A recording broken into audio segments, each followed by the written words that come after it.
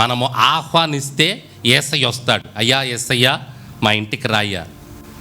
ఏ ఇంట్లో అయితే ప్రార్థన ఉంటుందో, ఏ ఇంట్లో అయితే ఆరాధన ఉంటుందో, ఏ ఇంట్లో అయితే స్తుతి ఉంటుందో, ఏ ఇంట్లో అయితే వాక్య ధ్యానం ఉంటుందో ఆ ఇంట్లోకి యేసయ్య వస్తాడు. స్తోత్రం చెప్పండి. హల్లెలూయా. మన ఇంట్లోకి యేసయ్య వస్తే, మన ఇంట్లో యేసయ్య ఉంటే ఇవన్నీ మన ఇంట్లోకి వస్తాయండి. మన ఇంటి దగ్గరకు వస్తాయి వాటంతట అవే వస్తాయి. స్తోత్రం చెప్పండి. యేసయ్య ఉంటే అవే వస్తాయి అంతే. రాజుగారి దగ్గర ఒక 3 పనోళ్ళు పని చేస్తున్నారంట. ఒక 3 పనోళ్ళు చాలా సంవత్సరాల నుంచి పని చేస్తున్నారు. బాగా 3 నమ్మకంగా ఉన్నారు. రాజుగారికి చాలా సంతోషం వేసింది ఆ 3ని బట్టి. 3ని ఒకరోజు పిలిచాడంట. పిలిచి, మీ 3 నా దగ్గర చాలా నమ్మకంగా పనిచేస్తున్నారు, మీ 3 అంటే నాకు చాలా సంతోషంగా ఉంది, మీకేం కావాలో కోరుకోండి అని అన్నాడు. ఆ 3 మొట్టమొదటోడేమో నాకు ధనం కావాలని కోరుకున్నాడంట. ధనం ఇచ్చేసేయండి అన్నాడంట. ధనం తీసుకెళ్ళిపోయాడు. రెండోవాడు వచ్చి నాకు ఒక మంచి ఇల్లు కావాలి నా కోరిక అని అంటే, రెండోవాడికి మంచి ఇల్లు ఇచ్చేసేయమన్నాడు. మూడోవాడు నీకేం కావాలో కోరుకుంటే, రాజా నేను అడిగిన కోరిక తీరుస్తావా అన్నాడంట. తీరుస్తాను, చెప్పు నీకేం కావాలో చెప్పు. నిజంగా తీర్చాలి నువ్వు అన్నాడంట.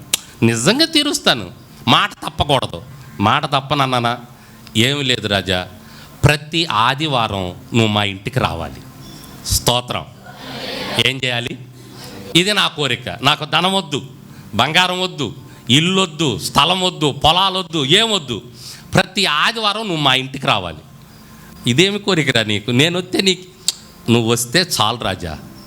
సరే పో, ప్రతి ఆదివారం వస్తాను. ఇక చూడండి, దశ తిరిగిపోయింది. ఎవరు వస్తున్నారు ఇంటికి? రాజు వస్తున్నాడు ఇంటికి. రాజు వస్తున్నాడంటే ముందు ఏం చేస్తారు? ఆ రోడ్లన్నీ ఎలా ఉన్నాయి, ఆ రోడ్ల పరిస్థితి ఎలా ఉంది? వాళ్ళ ఇంటికి వెళ్ళే రోడ్లన్నీ గందరగోళం ఉన్నాయి. ఇక రాజు వచ్చేటప్పుడు వెంటనే ఏం చేశారు? మంచి తారు రోడ్డు పోసేశారు. అయిపోయిన తర్వాత అటు ఇటు రాజు వస్తున్నాడు కదా, పూల మొక్కలు వేసేసారు. ఇప్పుడు సీఎం ఇటు వస్తున్నాడు అనుకోండి, వీళ్ళ రోడ్డు ఎలా ఉంటుంది చెప్పండి? ఏమి చేస్తారండి? రోజు అలా చేస్తే ఎంత బాగుంటుంది అనిపిస్తుంది.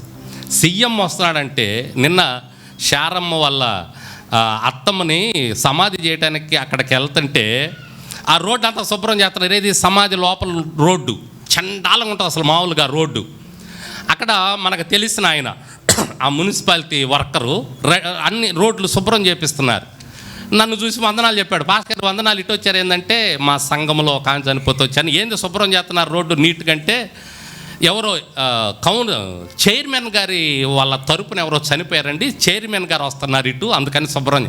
ఎంత నీట్గా చేస్తున్నారంటే అటు ఇటు సున్నం పోసి మొక్కలు తీసేసి నీట్గా చేస్తున్నారు. అంత బాగా చేస్తున్నారు. ఏంది, చైర్మన్ వస్తున్నాడంటేనే అంత శుభ్రం చేస్తున్నారు రోడ్లు.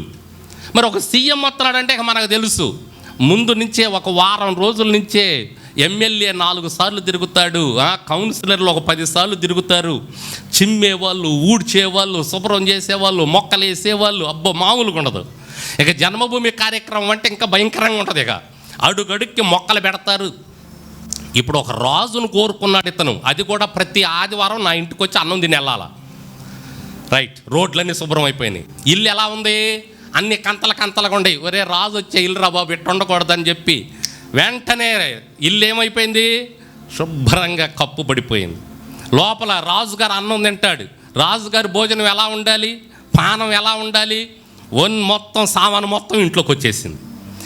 ఏం కొదువండి అసలు? ఆయన కొదువే ఉందో చెప్పండి? ఏది కోరుకుంటే అదే. రాజుగారు ఆదివారం వస్తాడు, ప్రతి ఆదివారం. ఆదివారం వారానికి సరిపోయే పదార్థాలు మొత్తం ఆ ఇంటికి, ఆ రోడ్డు, ఆ ఇల్లు, ఎప్పుడు ఆ ఇంటి చుట్టూ భటులు, కాపల. అసలు అతని దశ మారిపోయిందండి. స్తోత్రం చెప్పండి. మామూలుగా ఉండదు.